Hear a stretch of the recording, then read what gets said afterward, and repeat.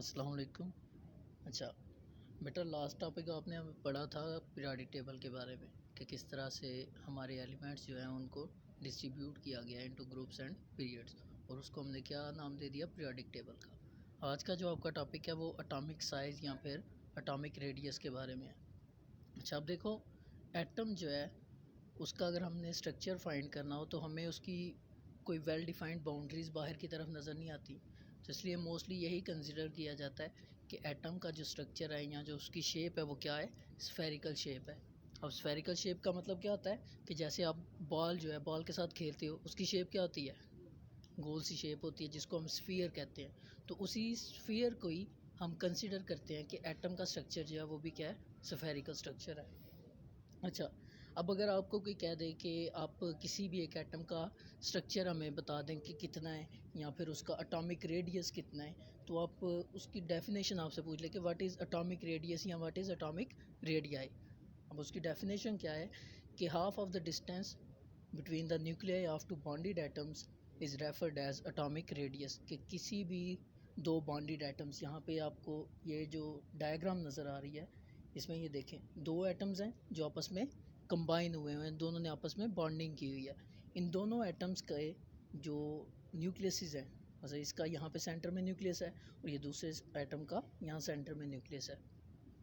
अब इन दोनों के न्यूक्लियसिस के दरमियान जो फासला है वो कितना है, 154। ये दोनों जो एटम्स हैं वो कार्बन के हैं, तो इन दोनों का टोटल डिस्टेंस जो है, मसलन यहाँ से लेके इस एटम के न्यूक्लियस तक का जो डिस्टेंस है वो 154 पिकोमीटर है। अब अगर हमें कोई रेडियस फाइंड करने को कह दे एटम का, तो हम ये बता सकते हैं कि दो एटम्स का न्यूक्लियसिस के दरमियान जो डिस्टेंस टोटल है उसका जब हम हाफ़ कर लेते हैं तो हमारे पास क्या आ जाता है, एक एटम का एटॉमिक रेडियस। तो इसकी डेफिनेशन क्या हमने अभी पढ़ी कि half of the distance between the nuclei of two bonded atoms is referred as atomic radius. तो ये आपने डेफिनेशन इसकी सही तरह से याद करनी है और इसको अपने जो होमवर्क नोटबुक्स हैं उनके ऊपर भी लिख लेना। अच्छा, उसके बाद अब इनकी आ जाती है ट्रेंड्स की बारी। ट्रेंड्स मीन कि इनके रुझानात क्या हैं।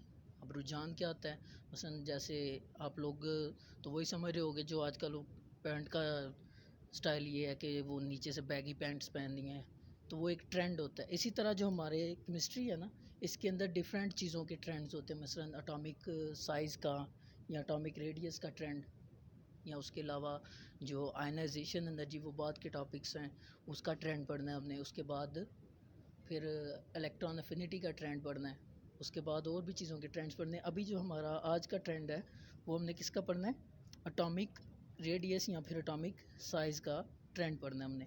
अच्छा, इसके लिए आपको दो चीज़ों के अंदर ट्रेंड पढ़ना पड़ेगा, एक ग्रुप्स के अंदर और एक पीरियड्स के अंदर। अब उसके लिए आपको फिर से पीछे वाली चीज़ें याद करनी पड़ेंगी कि हमने ग्रुप्स के बारे में भी पढ़ा हुआ है और पीरियड्स के बारे में भी पढ़ा। ग्रुप हम किसको कहते हैं, वर्टिकल कॉलम्स को, मसलन जो अपर साइड से नीचे की तरफ को आ रहे हैं इसको हम क्या कहते हैं, ग्रुप्स कहते हैं। और जो हॉरिजेंटल रोज़ होती हैं किसी भी एक पीरियोडिक टेबल के अंदर, ये जो लेफ़्ट से राइट की तरफ जा रही हैं, इनको हम क्या कहते थे, पीरियड्स। अब इनका बारी बारी हम ट्रेंड देखते हैं कि ग्रुप के अंदर क्या ट्रेंड है और पीरियड्स के अंदर क्या ट्रेंड है। अब देखें, एक पीरियड के अंदर अगर हम पहले नोटिस करें तो हम ये देख सकते हैं कि जब हम एक पीरियड के अंदर मूव करते हैं ना, फ्रॉम लेफ़्ट टू राइट, तो क्या होता है, जनरली जो कंटिन्यूसली हमारा एटॉमिक नंबर है वो इंक्रीज़ होता है। मसलन अगर फर्स्ट एलिमेंट है एक पीरियड का, उसका एटॉमिक नंबर है 1, जैसे हाइड्रोजन है, तो जो दूसरा उस पीरियड के अंदर एलिमेंट होगा उसका एटॉमिक नंबर क्या होगा, 2। मतलब एक कंटिन्यूस चेंज आ रहा है, 1 2 3 4 5 6 इस तरह से चेंजेस आते हैं। लेकिन हमारे पहले पीरियड के अंदर क्योंकि हैं ही दो एलिमेंट्स, हाइड्रोजन और हीलियम, तो उन्हीं का हम देखेंगे कि फ़र्स्ट का 1 और सेकेंड का 2। अगर उसके अलावा हम किसी और उसको देखें, पीरियड को देखें, मसलन जैसे हमारा सेकंड पीरियड है या थर्ड पीरियड है, उन दोनों के अंदर 8 एलिमेंट्स हैं। मसलन जैसे सेकंड पीरियड है उसके अंदर है lithium, beryllium, boron, carbon, nitrogen, oxygen, fluorine और लास्ट पे नियॉन। अब इसके अंदर जब हम देखते हैं एटॉमिक नंबर्स को, तो एटॉमिक नंबर कंटिन्यूसली इंक्रीज़ हो रहा है। मसलन लिथियम का 1 है, उसके बाद बेरिलियम का, सॉरी, लिथियम का 3 है, बेरिलियम का 4 है, उसके बाद बोरान 5, कार्बन 6, नाइट्रोजन 7, ऑक्सीजन 8 और फ्लोरीन 9 और उसके बाद नियॉन 10। तो इसके अंदर एक कंटिन्यूटी आपको नज़र आएगी। कि एक एक करके एटॉमिक नंबर इंक्रीज़ हो रहा है। अब आपको हमने फर्स्ट चैप्टर में पढ़ाया हुआ है, एटॉमिक नंबर की डेफिनेशन पढ़ी थी हमने कि the number of protons present in the nucleus of an atom. किसी भी एक एटम के न्यूक्लियस के अंदर जितने नंबर ऑफ प्रोटॉन्स होते हैं वही उसका एटॉमिक नंबर होता है। तो इसका मतलब है कि लिथियम के अंदर कितने प्रोटॉन्स होंगे, 3। फिर उसके बाद बेरिलियम के अंदर 4, फिर इसके बाद बोरॉन के अंदर 5, कार्बन के अंदर 6, नाइट्रोजन के अंदर 7 और ऑक्सीजन के अंदर 8।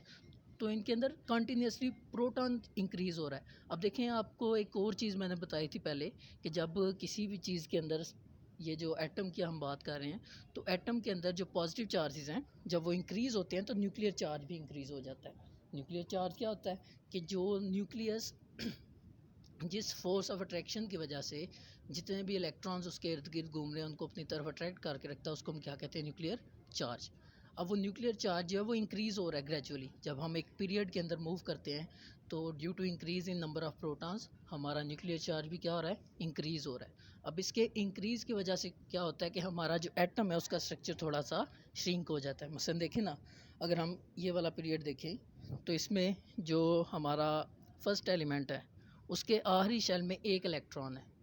दूसरे शेल में जब हम जाते हैं तो एक प्रोटॉन इंक्रीज़ होता है जिसकी वजह से एक इलेक्ट्रॉन भी इंक्रीज़ होगा, क्योंकि हमने सेकंड चैप्टर में उसके रदरफोर्ड के पास्टुलेट्स के अंदर या उसके रिजल्ट्स के अंदर हमने पढ़ा था कि एक एटम के अंदर जितने नंबर ऑफ़ प्रोटॉन्स होते हैं उतने ही उसके अंदर नंबर ऑफ़ इलेक्ट्रॉन्स होते हैं। तो अब क्योंकि प्रोटॉन इंक्रीज़ हो रहा है हर दफ़ा, तो इसका मतलब है कि साथ साथ इलेक्ट्रॉन भी इंक्रीज़ होगा। अब प्रोटॉन के ऊपर पॉजिटिव चार्ज है, इलेक्ट्रॉन के ऊपर नेगेटिव चार्ज है, तो एक रीज़न ये भी हो सकता है कि due to positive and negative charge, अब दोनों अपोजिट चार्जेस हैं और आपने पढ़ा हुआ है कि जब भी दो अपोजिट चार्जेस होते हैं वो एक दूसरे को अट्रैक्ट करते हैं। अगर सेम चार्जेस हों तो रिपेल करते हैं, मतलब एक दूसरे को दूर धकेलते हैं, लेकिन अगर अपोजिट चार्जेस हों तो वो एक दूसरे को अट्रैक्ट करते हैं। तो इसकी वजह से भी एटम का साइज़ थोड़ा सा श्रिंक हो जाता है और एटम थोड़ा छोटे साइज़ का हो जाता है। तो इससे हमें ये पता चला कि एक पीरियड के अंदर जब हम मूव करते हैं फ्रॉम लेफ़्ट टू राइट तो हमारा एटॉमिक स्ट्रक्चर क्या होता है, डिक्रीज़ होता है। तो एटॉमिक साइज़ का जो ट्रेंड है वो क्या होगा कि in a period atomic size decreases due to increase of nuclear charge, कि क्योंकि न्यूक्लियर चार्ज इंक्रीज़ हो जाता है प्रोटॉन के इंक्रीज़ होने की वजह से, तो इस वजह से हमारा जो एटॉमिक साइज़ है वो डिक्रीज़ हो जाता है। अब दूसरी तरफ आ जाते हैं कि इन अ ग्रुप इसका ट्रेंड क्या होगा।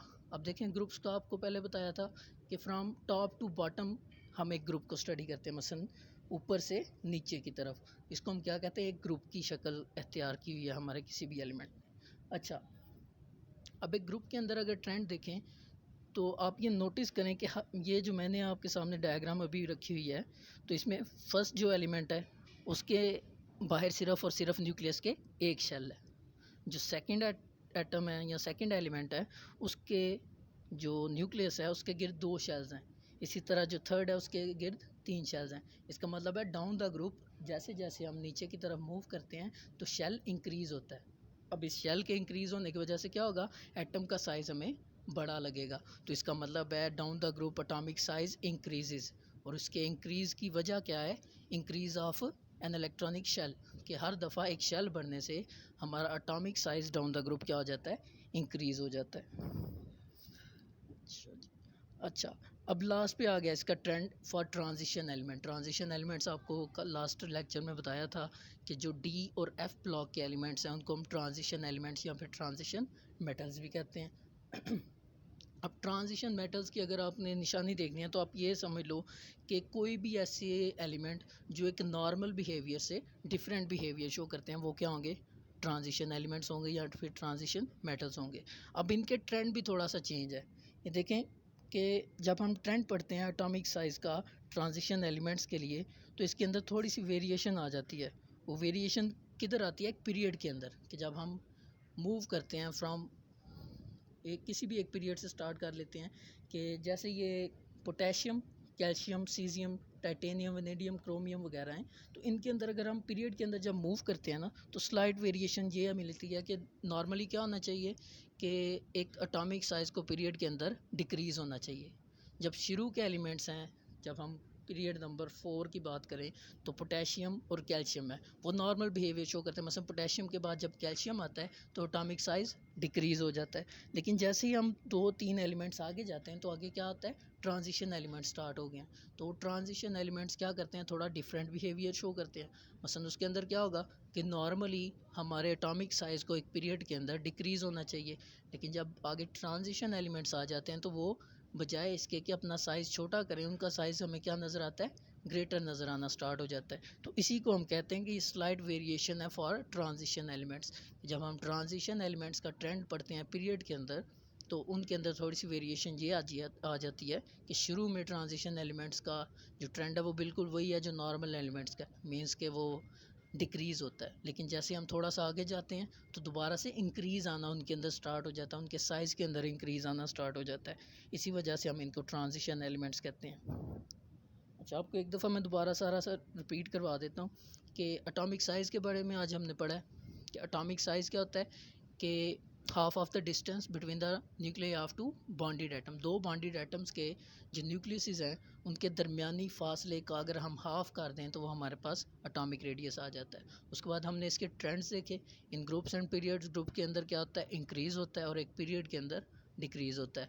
ग्रुप के अंदर इंक्रीज़ होने की रीज़न भी बता दी कि due to increase of atomic shell, और एक पीरियड के अंदर डिक्रीज़ होने की रीज़न ये थी कि इंक्रीज़ ऑफ प्रोटॉन की वजह से न्यूक्लियर चार्ज बढ़ जाता है, क्योंकि प्रोटॉन बढ़ रहे हैं और इलेक्ट्रॉन भी उसी शेल के अंदर बढ़ते हैं। शेल नहीं इंक्रीज़ होता एक पीरियड के अंदर, एक पीरियड के अंदर इलेक्ट्रॉन बढ़ रहे हैं, प्रोटॉन बढ़ रहे हैं, लेकिन शेल नहीं इंक्रीज़ हो रहा, उसी शेल के अंदर जो नए इलेक्ट्रॉन है वो आ रहे हैं, तो इस वजह से उसका डिक्रीज़ होता है। उसके बाद ट्रांजिशन के अंदर अभी हमने पढ़ा कि ट्रांजिशन के अंदर थोड़ी सी वेरिएशन है कि जब हम मूव करते हैं from left to right in the period तो पहले हमें बिल्कुल नॉर्मल बिहेवियर लगता है कि जैसे डिक्रीज़ हो रहा है एटॉमिक साइज़, लेकिन जैसे ही हम थोड़े से आगे मूव करते हैं तो हमारा जो एटॉमिक साइज़ है वो दोबारा से इंक्रीज़ होना स्टार्ट हो जाता है।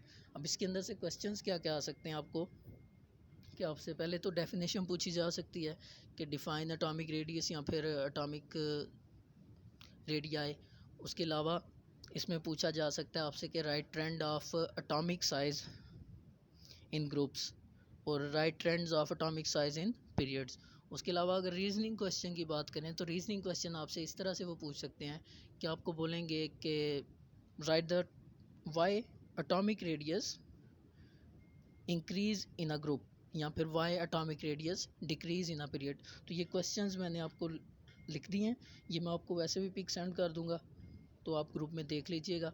और ये क्वेश्चंस आपने अपनी नीट कॉपीज़ के ऊपर जो आप होमवर्क के लिए इस्तेमाल करते हैं उनके ऊपर लिख के मुझे सेंड कर देनी है ताकि मैं चेक कर लूँ, और उसके बाद जब स्कूल लगेगा तो स्कूल के अंदर ये कॉपीज़ आपने मुझे एक दफ़ा ज़रूर चेक करवानी है। ये सारे क्वेश्चंस उनके ऊपर होने चाहिए। शुक्रिया।